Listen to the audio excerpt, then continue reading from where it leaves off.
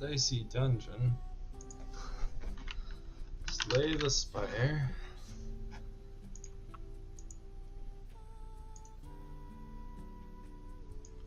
And then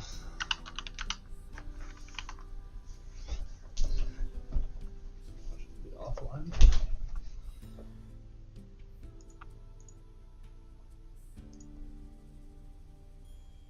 As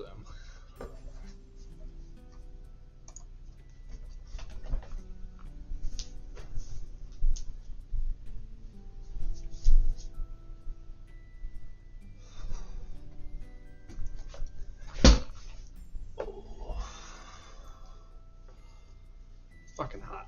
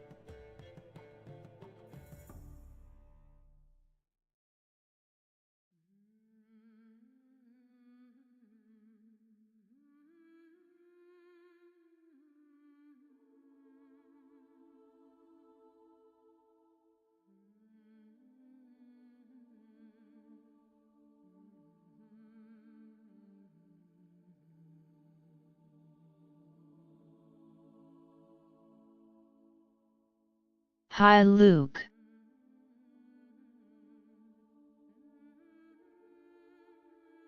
Howdy, Ma. You can ignore my passive aggressive text I just sent you. You obliged a second after I hit send. So, howdy. Hello. Howdy, Mama. Welcome. If music's too loud or anything like that, let me know. But this is actually music from the Witcher game that we played last time, and that I'm currently replaying. Hi. I like how that said that. So this is actually from music from the game. Last time we played it, I was kind of hoping I'd get back into it. I didn't right away, but I'm definitely back into it. I put about another 2-3 hours into it last night. It's a good one. I'm playing through the game again. I don't know if I play it all. It takes about 100 hours to complete Witcher 3, but we'll see. We'll see how far I decide to go or when I decide to stop. But that's not what we're doing tonight. As I mentioned earlier, I think I told you this. Tonight I'm going to be showing you a game genre called Deck Builder. And so what Deck Builder games are effectively you start the game with a small set of cards that is your deck, and then you play through the game, and you have little like fights or little skirmishes or something that happens, and then as the game proceeds, as the game goes on, you slowly get new cards that do new stuff and new abilities or whatnot that interact with the cards, and so slowly your deck becomes its own thing, hence you're building a deck as you play, hence Deck Builder. So yeah, I have 3 games that I'll suggest to you that we can play today. All 3 are great games I've put a lot of time into, and they're all kind of unique, but still have that deck building core that we care about tonight. So the first one I will show you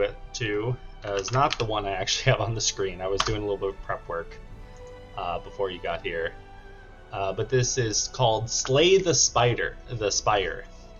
And so this was the game that first introduced me to this genre of games. It's not a totally new genre of games, but it's gotten popular recently within the last like 5-10 years ago, and that's when I kind of jumped on the wagon. So let's go to the store page to kind of get a feel of what the game looks like. So right here you're going to be shown pictures of from the game, so this kind of gives you an idea of what it might look like, what the art style is like.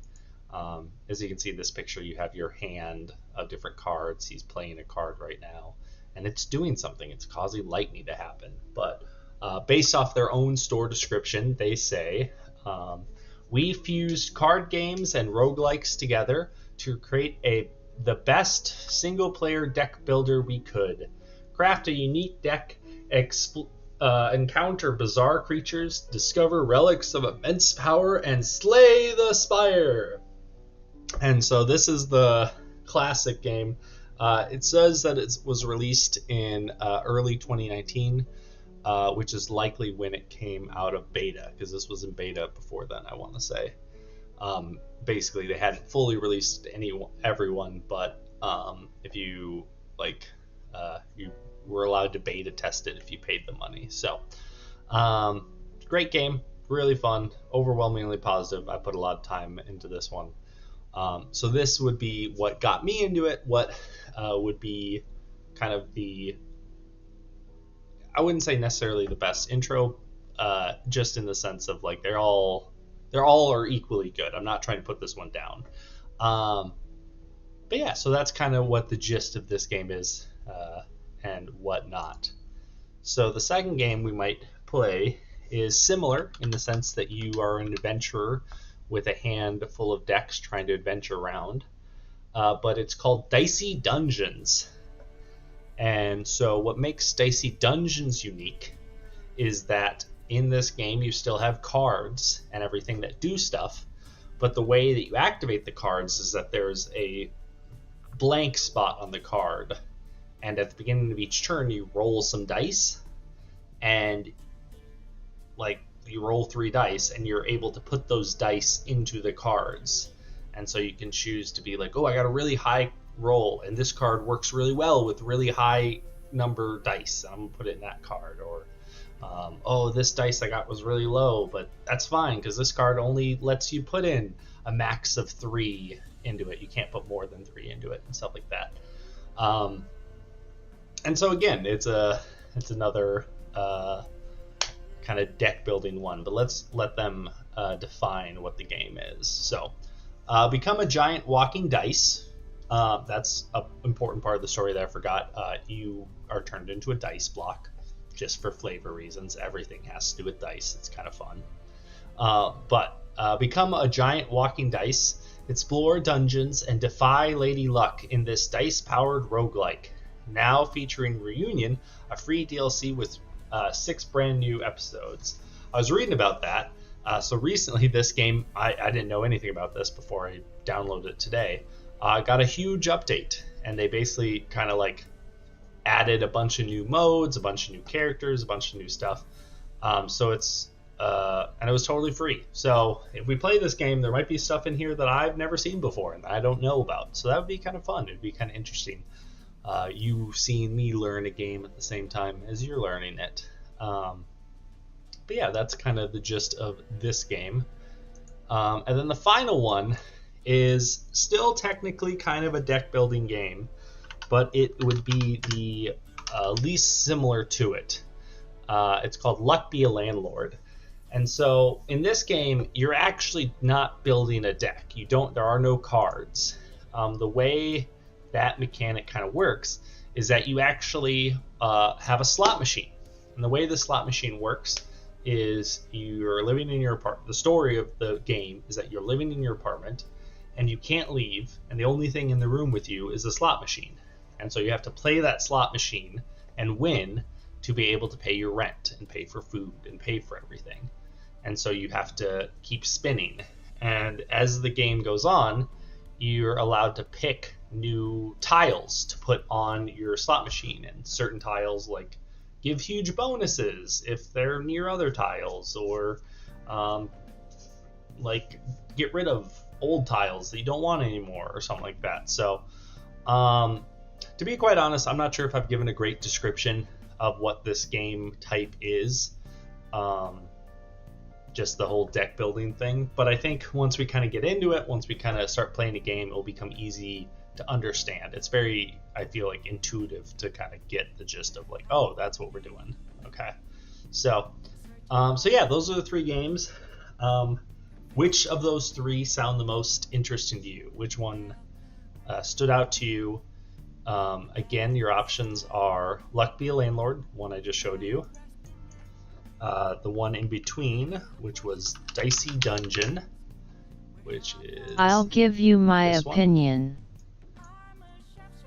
Okay, thank you, Mama. Dicey Dungeon, or the final one, which is Slay the Spire, which is the one that got me kind of into these games and whatnot. Also the one I put the most time into, I just see. And I have this game on my phone as well, so I put not nearly as much time as this, but a decent amount of time into that as well. It's a good on the bus, on the ride type game. So you're really making me wait in bated breath. I'm excited to hear what your opinion is, Mother.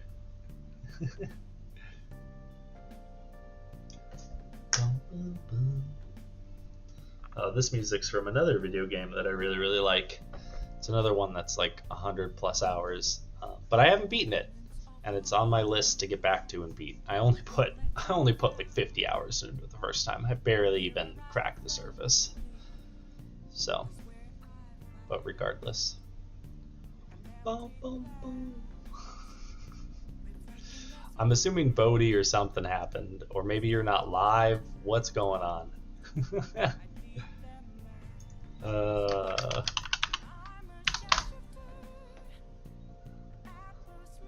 I'm gonna send you a hello in the message. There's a question mark, see what's going on, because I'm guessing something imploded. Alright, you're here.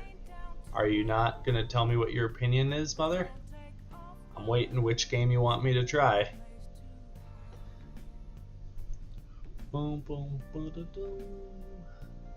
Doom, doom,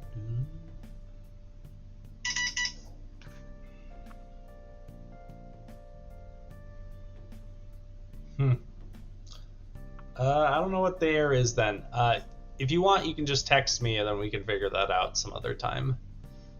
Just text me whichever one you're dealing with. Let me double check and see if it's an issue on my end. Boom. Boom. I'd like to see the first one because it's the one that got you into these games. However, the DICE one looks fun and has new things for you. The third one, maybe another time. Okay, also, good music. Thank you. Yeah, no, this is all classics from games that, like, for the most part, kind of more mellow. I feel like that's good background type music stuff, but I have a few bangers in there as well, but just haven't come. So we're going with Slay the Spire, if I understood your message correctly, which is the one I put the most time in, and it's very, very good. So let's just boot it normally, and I'll pause the music. Oh, I forgot to do that.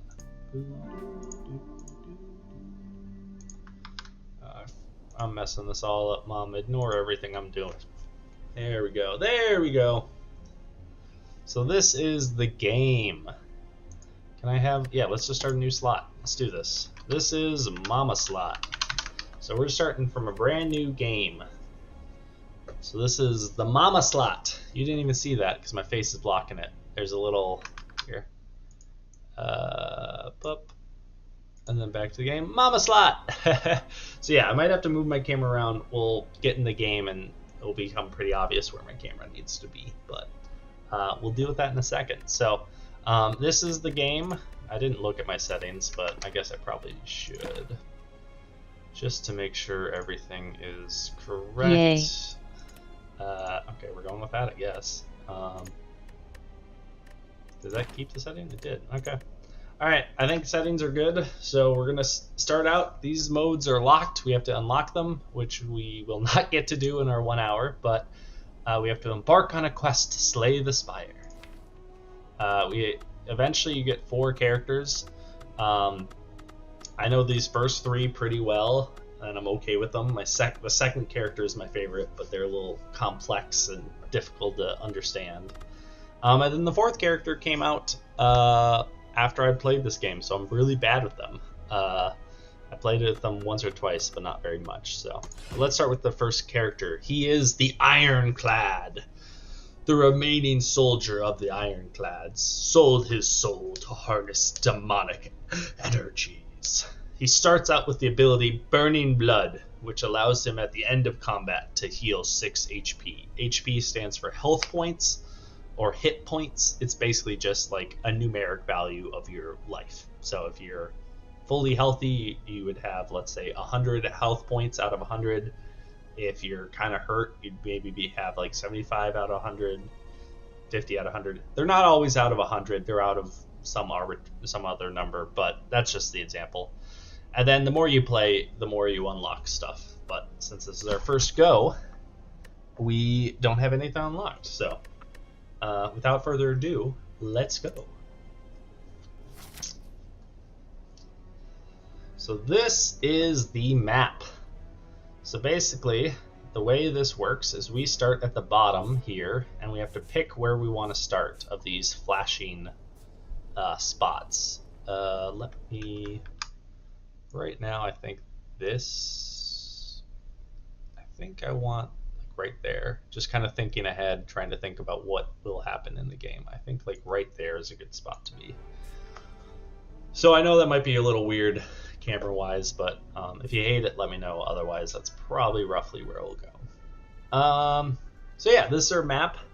And so basically these little icons tell you what will happen using this little legend here.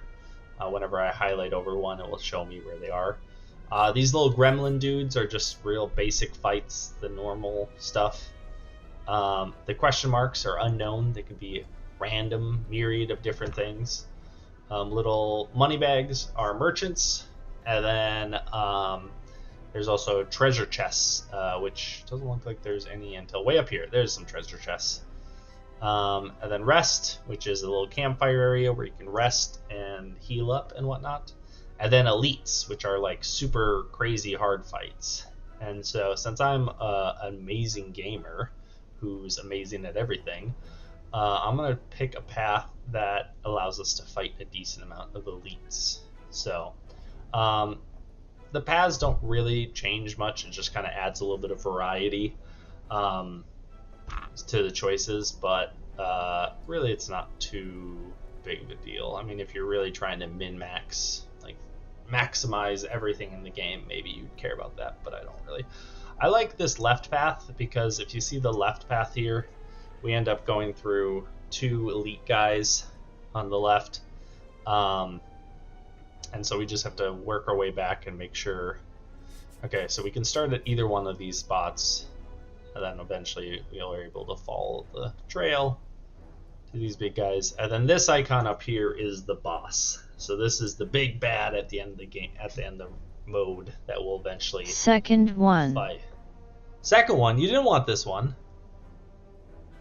Second one. Are you saying this path? You're saying this path right here? Gotta give me a little bit more context. Are we changing games? Or are you just saying second path? Because I agree. The second one is a good one. Okay, I'll go with this one. Boom. Okay, so second path.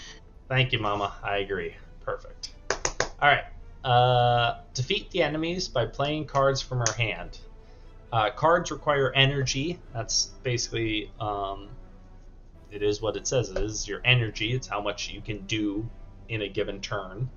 At the start of your next turn, your energy is replenished. So you have a certain amount of energy each turn that you can do stuff with. You use that up.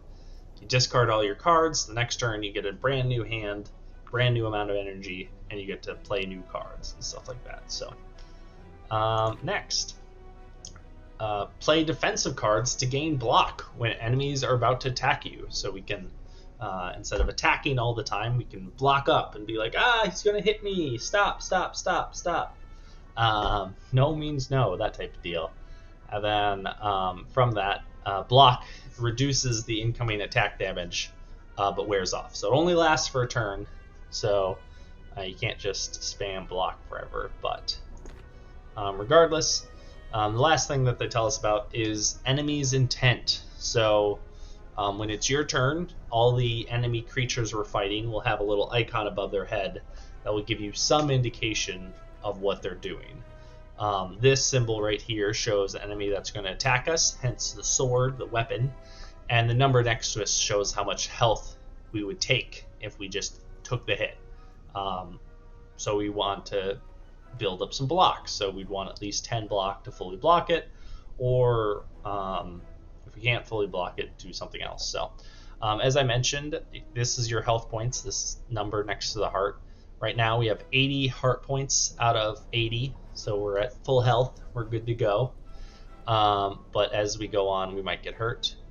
Next to that is our money. We have 99 gold right now. We'll get more money as we continue on. And then here are some potions that we can pick up, and potions have a myriad of different effects. And so we'll just, as soon as we pick up a potion, we'll look at it and see what it tells us that it's going to do. But this is the first fight. So here is our little guy on the left here. I'm going to move my camera up to right there. Actually, I think this might be the best spot. We'll go with it because you need to see.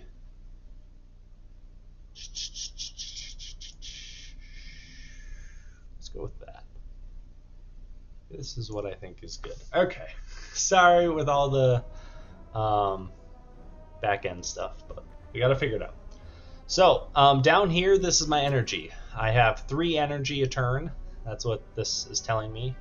And so each card, the top left number is how much energy they take to play. And then the card tells you what it does. Right now, I only have strikes and defends. Strikes deal 6 damage, so they hurt the enemy for 6, and defends block incoming damage that I'm going to take by 5. So it looks like I only have 2 block cards, so even if I play both of them, that would only give me 10 block. But I'm getting hit for 13. Or 11. I can't do math. So, I'm going to take damage. I can't not take damage, unfortunately. So, in this situation, I'm going to play 2 block cards. And so now you can see my health down here has like a shield with the number 10 next to it. Shows like, oh, he's blocking 10 damage, so the next 10 he gets hit won't actually hit him. But I'm still going to get hurt, unfortunately. I still have 1 more energy, so to finish up my turn, it doesn't matter which of these cards I choose, they're all identical. So let's do this one.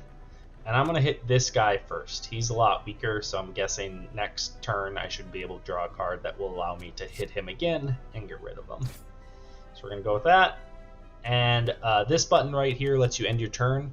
When it's big, blue, and flashing like this, it's telling you, like, you don't have anything else you can play. Like, you might as well just press me because you literally can't do anything. So now it's big and blue and shiny. We're going to end our turn. So I'm going to get hurt a little bit. Oh, so his hurt gave me a little effect. They don't always do that, but sometimes they do. So I got hurt enough to get a bad card put in my deck. It's a card that I'm not allowed to play or am able to play. But honestly, we'll probably finish this game or this round before we even see that card. But regardless, so again, I drew more strikes and defend. But the Ironclad has one kind of unique card in his deck, and that is this Bash. Firstly, it costs 2 energy, which is unique. It costs more than the other cards, so I have to be really mindful when I play it. It only does 8 damage, which is 2 more damage than the strikes, so not a lot more damage, but it applies vulnerable. And so this is an effect that the creatures can take on, and when they're vulnerable, they take 50% more damage for future hits. So basically it's a good idea to use this card if you think you're going to be able to hit an enemy a lot this turn or the next turn, because it's too vulnerable, which allows it to work for this turn plus 1 more turn after. So to show that in effect, first I'm going to use a strike. Oh, that's the other thing. As you can see, neither of my enemies are attacking me. There's no weapons above their heads. These swirly symbols just mean that they're going to mess with me somehow. Doesn't tell me how, but I know they're going to mess with me. They're going to try and make me vulnerable, or they're going to give me cards I don't want, or whatever. But since I know they're not attacking me, I don't have to play any of these block cards. It's unnecessary, it'd be a waste of my energy, and so I'm not going to bother. So instead, I'm going to use 1 strike card to get rid of this guy. He only has 5 health remaining. We're going to hit that guy.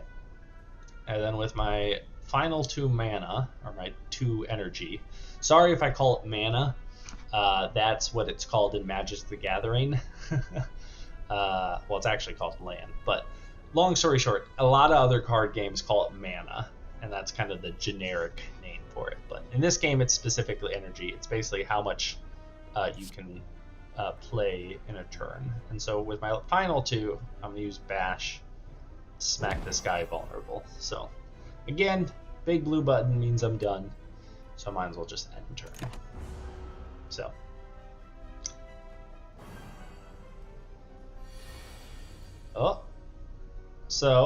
what this is showing us is that basically our deck of cards right here is empty. It's showing us we have 0 cards in our deck. And then this over here are the cards we've discarded. So once we've gone through our deck completely, 1 full time, it will then shuffle it back into our deck, and then we draw anew. So you just shuffle up the discard, and it becomes the new draw pile. So just like any other card game, exactly the same. So good to go. Is this making sense, Mom? I have no idea if this is making sense or not. I know it's a lot, and I'm trying my best to try and explain this and simplify it as much as possible. But if you have any questions, just let me know. So I ended my turn, so it's a new turn with new cards. Unfortunately, this guy is not hitting me, so I should try and hit him, but I drew poorly, and I didn't get any hit people cards. I only got defends. This card is slimed. In one of the previous attacks, they slimed me. Yes. It makes sense. You're doing well. Thank you, it's Mother. Just a foreign idea to me, really. No, I get that. I know it's pretty foreign, and so I'm trying to do my best to explain it. But so since I'm not getting hit, I'd want to hit him, but unfortunately I can't because I got a bad draw. That happens just like in any card game. But I did get this slimed card. So this is on a previous, when he had a swirly above his head, what they did is they put a slimed card in my deck. And so this is just a useless card. It does nothing. It just makes my draws worse because all of a sudden there's this card I draw that does nothing for me. If I want to get rid of it, so it's not in my deck anymore, I can pay 1 energy, and then it will exhaust itself. That means it just kind of evaporates. So we'll actually do that right now just to kind of show you what it looks like. Whew, and now it's gone. It's no longer here.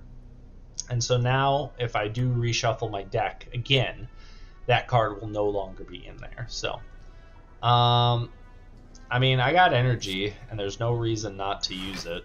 Even though this does nothing, I'm going to block for... use 2 of my defends to block a bunch of damage. So, oh, now I'm going to get hit again. So this hit symbol has little green swirlies around it. That means that they're going to do damage to me, but they're also going to mess with me a little bit. Oh, here it says there. This enemy intends to inflict a negative effect on you and attack for 8. Maybe I'll start doing that. I'll just hover over, so then it gives you an idea of what's going on. At least for the first few fights, I'll do that.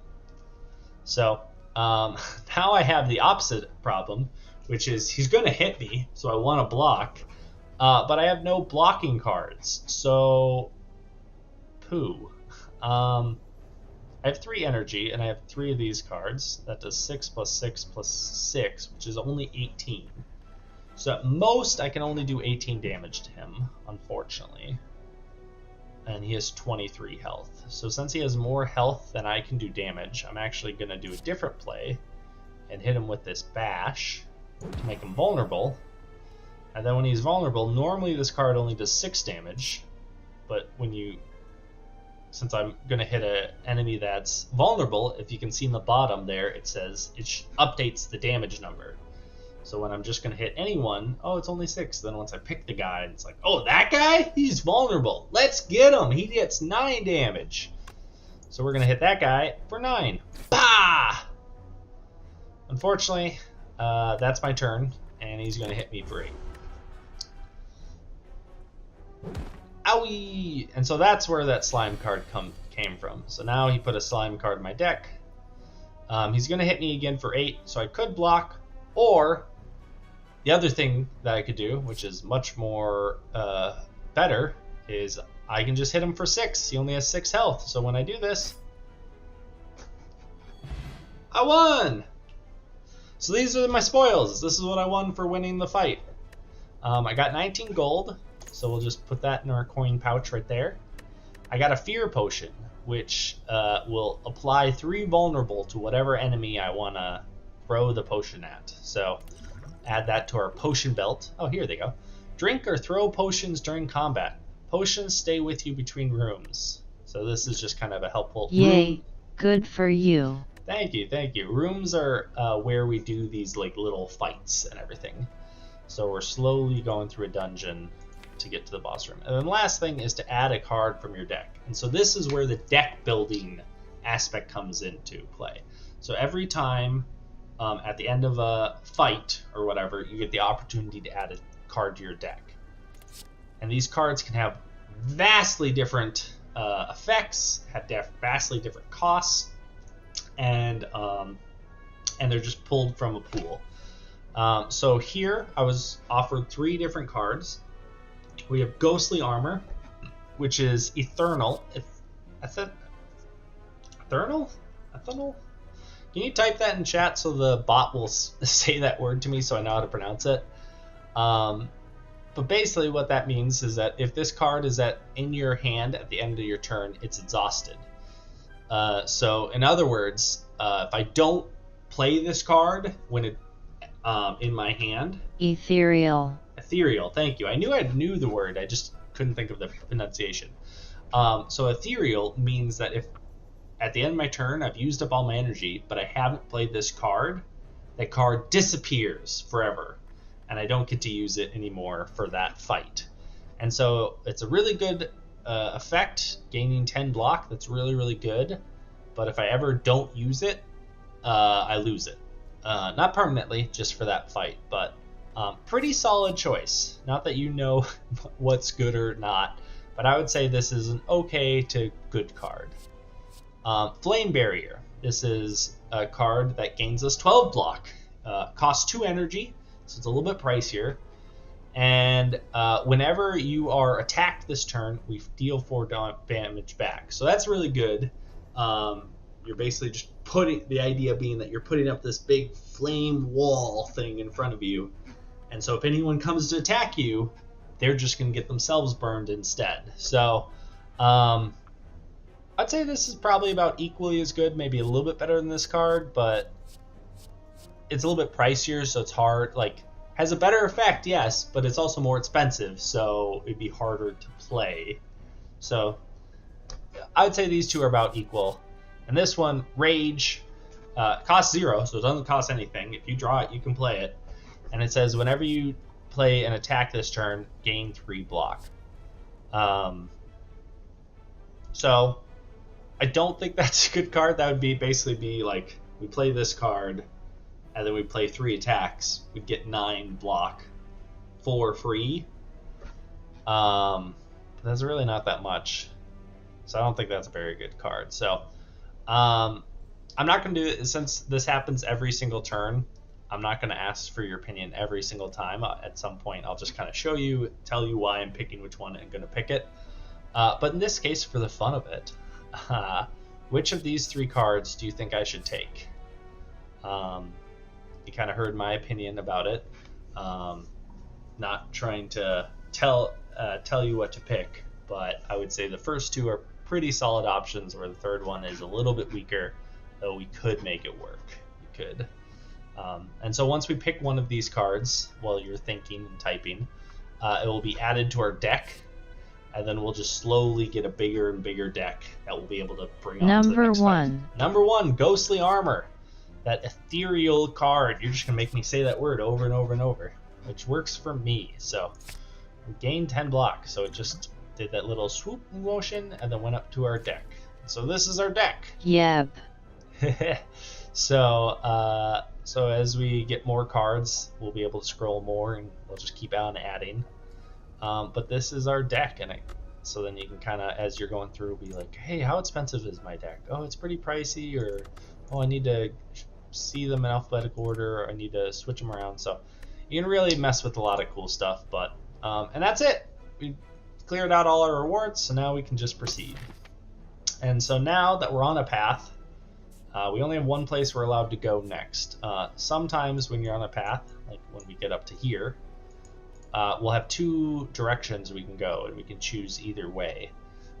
Just slight variation, not too much different. But the next place we're going to is an unknown. So this can be many random different things. No idea what it could be. We only find out by going. So let's go. You come across an inconspicuous pedestal with a shiny gold idol sitting peacefully atop. It looks incredibly valuable. You don't see any traps nearby. So our options are either to take it, and if we do, we gain the golden idol, which means that enemies will drop 25% more gold in the future, which is pretty good, especially since we got this early on in our run, because that just means we're going to have a ton more fights, and every single time 24% more gold. But we also trigger a trap, so something bad will happen if we take it. Or we can just leave the idol. Don't mess with the idol. Let's just leave it be, leave it to the people. But I watched Indiana Jones way too much, and I know golden idols are the way to go, and you'll be able to avoid the trap. We'll be able to take it, so I'm just going to take this idol. So we have the golden idol. Now enemies drop 25% more gold. So the golden idol is what's called a relic. Relics are found throughout the Spire, grant unique bonuses, and remain throughout your run.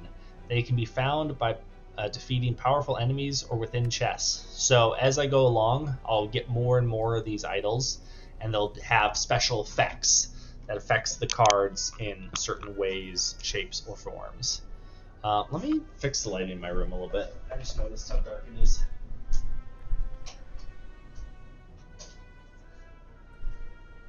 Make it a little bit less dreary to be here. Okay, that's a little too much, but maybe just a little bit. Just a one. There we go. There we go. Now my room is a little bit better. Now I look all pretty. But yeah, so these are like special powers that power up our deck. So the one that we start with as the Ironclad is Burning Blood, which heals us 6 health at the end of combat. So we get healed every time we finish fighting something. And now we just picked up the Golden Relic, which gets us 25% more gold. So as we grab the idol and stow it away, a giant boulder smashes through the ceiling into the ground next to you. You realize that the floor is slanted downwards as the boulder starts to roll towards us. So we can choose to either outrun it, and then we get this curse card, which is a negative card in our deck that just makes it's a card that we draw that's literally unplayable. So it's a definition of a dead card. Does not help you. We can take 20 damage and get hurt a little bit right now, or we can lose 6 max HP. And so basically this would just be temporary. We get hurt for 20, but we can heal ourselves back up. This is saying you only get hurt by 6, but you never get to heal that back up. That's like you chop off your pinky or something. That's how you lose 6 health permanently. You're not growing that back type deal. Or this is just like a really bad sprain. I think that basically explains it. So we can either outrun, smash, or hide. In this case, I think what would be best for us, since we just started and we have a perk that lets us heal at the end of combat, taking damage is actually not that bad for us. We can probably heal it back up soon. So I'm going to just get smashed. So I got smashed. So you throw yourself at the boulder with everything you have. Boom! When the dust clears... Oh yeah, that's funny. I forgot. I had that in my brain earlier that I needed to put on pants before I started streaming, but I clearly did not. Fun Texma. Whatever. But yeah, so I throw myself at the boulder, smash it, dust clears, and I make my way out safely, only getting bruised and shat and broken a little bit. So we're going to leave and go to another question mark. Could be one of unlimited amounts of things. So this is Scrap Ooze. Good recovery. As you walk into the room, you hear a gurgling and a grinding of metals. Before you is a slime-like creature that ate too much scrap for its own good. From the center of the creature, you see a glimpse of strange light, perhaps something magical.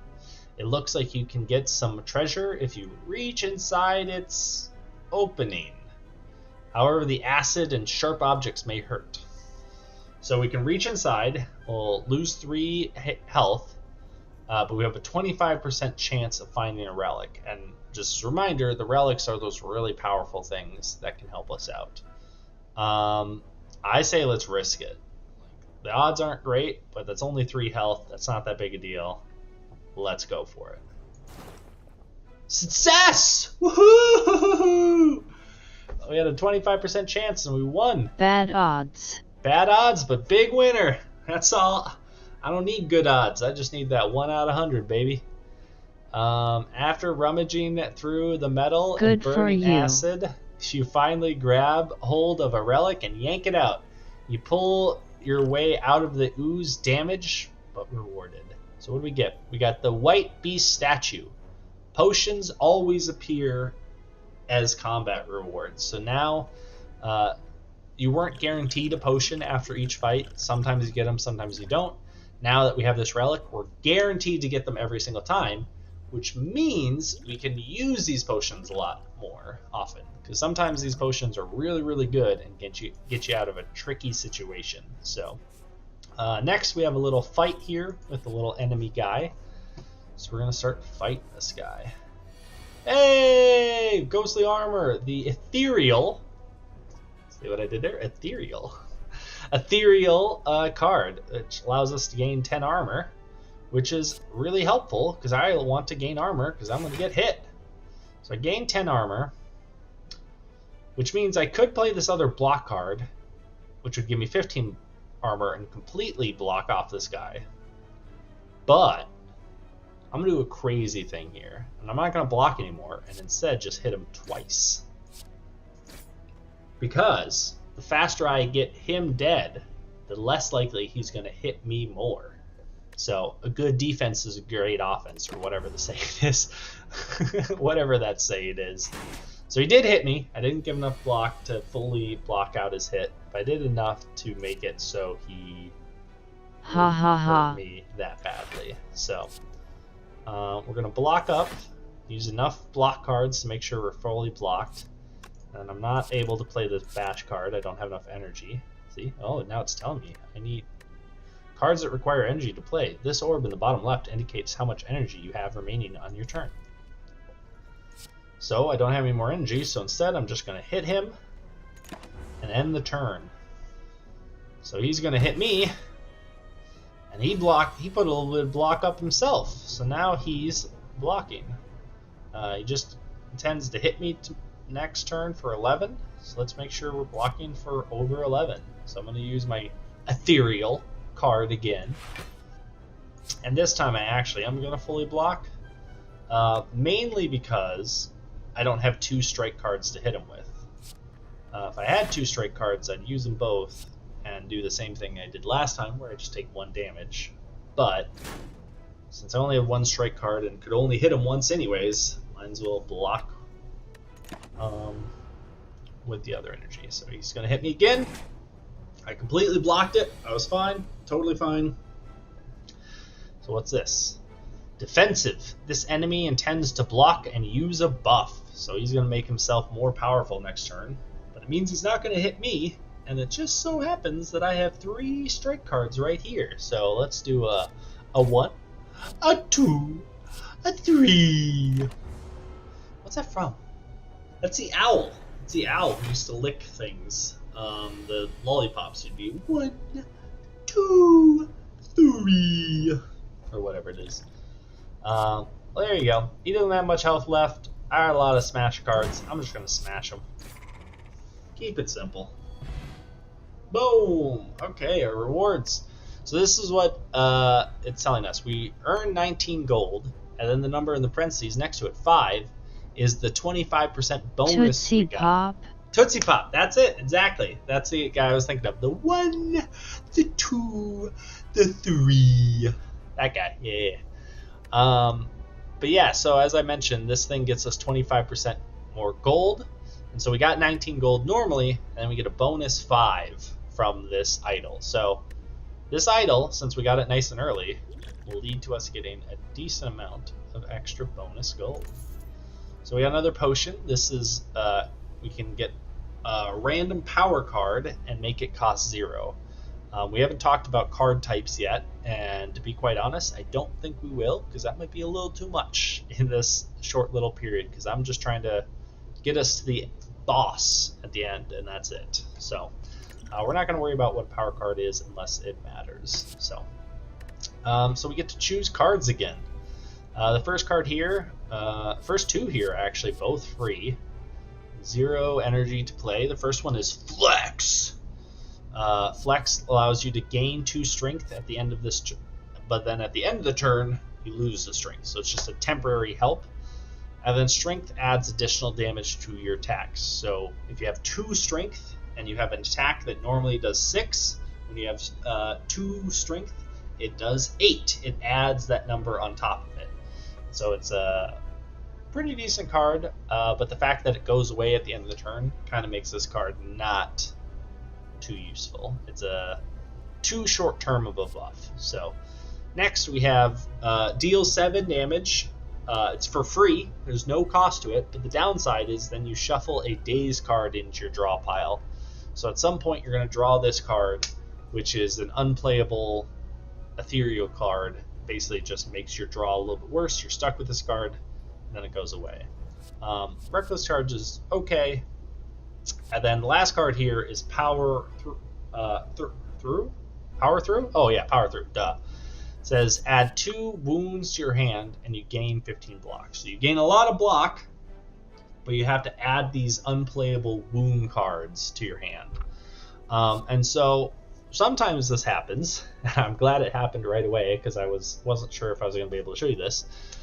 But there's instances where all 3 cards kind of suck. And none of these cards are that great. None of them have like cool synergies with other cards in my deck. And so in this case, I'm going to choose to actually skip them. Because if you want, you can not add a card to your deck. And the reason you wouldn't want to is because the more cards in your deck, the less likely you are to draw the specific card you want. And so instead of adding mediocre or bad cards to your deck, it's better just to have nothing, so then you're more likely to draw your good stuff. So in this case, I'm going to skip, and then right here it just like has you really confirm, are you sure you don't want this card? Like, because cards are nice, but these cards are not, so we're just going to say skip. Yep, I know I didn't. I forgot about my reward intentionally. I know I forgot about it, but I'm leaving it there. So I'm leaving it. We don't want it. That's some advanced stuff. That's stuff I didn't do the first few times that I played this game. That was only after I watched YouTube people, and YouTube people were like, hey, it's not always the best to take card. And I was like, oh, you're so smart. So we got another question mark. This is a good question mark. It's just a treasure chest. So yeah, sometimes you get chased down by a boulder, and other times just to get to open a treasure chest. So we get a 24 gold and another relic. This is the Maw Bank. So this is every time we climb a floor or do something, every time we click one of those icons, the question marks, the little symbols, we get 12 gold. And then once we get to a shop, which we haven't gotten to one yet, we get to cash in all that gold. It just gives it to you all at once. So it's basically like a piggy bank, but a maw is a creature in this game. So they just, instead of a piggy bank, made it a maw bank. So there you go. Add that to our stuff. So this is our first campfire rest area. So at a campfire, you can either choose to rest, which will heal you up. So it'd heal us, give us 24 health, which would get us back to our full 80. 59 plus 24 is more than 80, so we're good. The other option is to smith. And so if you want to smith, it allows you to upgrade a card. So instead of just having this basic strike card, I could smith it, and it would make it a strike plus, which... and when you upgrade a card, it can affect the card in a myriad of different ways. In this case, it just increases the number on the card. Sometimes it decreases the cost, so it makes it so it's cheaper to do. Sometimes it changes what the card does. But let's see. Let's see what our Ghostly Armor, what changes when we do that. So Ghostly Armor Plus would just make it a slightly better block card. But it doesn't change. I was going to see if it got rid of the ethereal, which would be more useful, but would kind of make it less ghostly. So that's our options: either rest or smith up a card. Since we don't really have any amazing cards right now, and since I want to make sure I get to the boss without dying, so I can show you him, I'm going to rest instead. So we're just going to get our health back up, full health, and now we can proceed. So I might start picking up the pace a little bit. You know what? This is the final boss, which realistically we could get to, but at the pace we're going, it would take probably over an hour. So instead, I'm just going to get us to this guy, who's kind of a mini boss. He's the elite guy. So we only got a few more spots for him, and that's when I'll probably call it. So before we get there, we have an unknown spot. We're going to click on the unknown spot and see what happens. Okay. Big fish. As you make your way down a long corridor, you see a banana, a donut, and a box floating about. No, upon closer inspection, they are tied to a string coming from holes in the ceiling. There is a quiet crackling from above as you approach the objects. What do you do? We can do a banana, which would heal us, which is kind of useless because we're already full health. We can have the donut, which will increase our HP, which would be pretty dang good. Or we can obtain a relic, which gives us the Cursed Regret, which is an unplayable card that at the end of our turn would lose HP equal to the number of cards. That is a really bad curse. This is my least favorite. There's slightly different curses in the game. They're all based on like sins, like regret, doubt, stuff like that. They all have different effects. This, in my opinion, is one of the worst ones. It can ruin really good runs. So since I really want a donut, I'm going to choose a donut, and that will increase our max health from 80 to 85. And so now we're a little bit tougher. So now we're back to a campfire. Since there's no point to rest, we're already full health, I guess I will smith. In this case, the best card to smith is probably this bash, because yes, I was going to say, I think it increases both the damage but also the vulnerability. And so the reason why increasing the vulnerability is really helpful is that the higher that number is, the more turns it will stay on. Right now, when it's at 2 vulnerability, it will vulnerabilize them for 1 turn, and then the next turn, which now that we're giving it 3, we'll do it for 1 turn, the next turn, and the turn after, which just makes it a more effective version. So we'll confirm smith that up. Now we got a more powerful bash in our deck. Really hard option here. If we go left, we end up with a treasure, and if we go right, we end up with a treasure. So real hard to pick. I don't know. So I think I'm gonna go with the left hand. Left hand. Show my brother some respect and give him some left hand treasure. So we got this treasure box, and we got a bunch of gold, 54 gold. We got that gold, baby. And we got a dream catcher, which now whenever we rest, we can add a card to our deck, which is a really good. I gotta say, for a run that I'm just playing just to show you how this game works, we're getting a lot of really good relics and not so great of cards, but really good relics. Those are some of the best relics you'd want. So this right here is the elite. This is going to be cool. This is going to be. It is cool. This is going to be similar to some of the other people we fought, but he's going to be bigger and tougher and maybe multiples. So, but yeah, let's see how this one goes.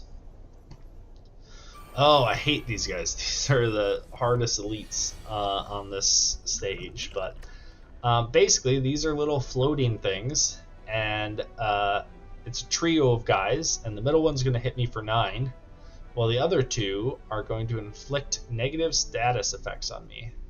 And so the goal of this, even though it sounds kind of counterproductive, is to ignore defense early on and just hit them really hard. Because when there's 3 of them, it's really hard to handle all 3 of them at once. But if we can hit one of them really quickly and kill one of them, it's much easier just to handle 2 at the same time. So I'm going to pick this right guy over here, and we're going to first bash him, give him that vulnerability, and then we're going to hit him with the strike. Oh, dang it, there's another thing. So they, if you notice underneath their little health bar, they have a little symbol there. That symbol represents artifact, which means that they negate the first debuff. So that vulnerability that I just hit them with, he ignored it, so he didn't get vulnerable. But he got rid of it, so next time I hit him with the debuff, he will be debuffed whenever that happens. But I'm out of energy, so I'm going to end my turn. And even though I am going to get hit, I think this was the right option. So we got some dazed cards going into our deck. We're getting dazed, so you'll be able to see what those do shortly. This time, since we do have this ghostly armor and I want to keep this card because it's a really good card, I am going to play it. Because again, that ethereal text means that if I don't play it, I lose it. And so I want to play this. Now I have to ask myself, do I just keep hitting the other guy, which I think I am going to do, or do I block some more? Or do I do a middle ground one where I block with 1 of my remaining energy and then attack with the other one? I think I'm just going to hit him twice. Boom, boom. Because I want that guy dead. He's close to dying. Alright, so now we're going to reshuffle our deck, and we'll likely see... Hey! We got one of our Daze cards. So this is the cards that they've been shuffling into my deck. And so it is an unplayable card, so I can't do anything with it. But at the end of the turn, it will etheorize. It will disappear itself. But until then... we have to deal with these guys, and so the first thing I'm going to do is I'm going to hit this guy for 12 and get rid of him. So I got rid of 1 of them, which is a big help. So now, with the other 2 left, now I think I will start trying to block as much damage as I can. Because now that it's just 2 guys, it's should be manageable, and in theory I should be able to block most of their damage. Well, I drew 2 unplayable cards, and then 3 playable ones, and I only have 3 energy, so I guess I'll play the 3 playable ones. Boop. Yeah, so that's what they do. They either attack you, or they fill your deck with more Daze cards. So that's why, now that I want to start blocking, I'm not getting any block cards. Well, that wasn't the guy I meant to hit, but I guess it is. Alright, so I just hit that guy a bunch. So this is the guy we're going for next. It seems like. Let's see if we can get rid of him before he hits me again. It does not look like we will be able to. Use this card so I don't lose it. Use this card because I have the money. Use this card because I have the energy. There we go. So yeah, so this is the first battle that kind of hurt me. As you can see, I've gotten a decent amount of damage done to me, and I may end up getting more, but luckily I'm getting good draws. Have enough block to block everything. But we'll see. We'll see. Almost got it. Okay, strike. This time I'm not getting hit. Look at that. No damage done to me. Just shuffling more bad cards into my deck, which is unfortunate. But yeah, that's the general gist of it. Now that there's only 1 guy left, I should be able to finish this guy off relatively shortly, without too much difficulty.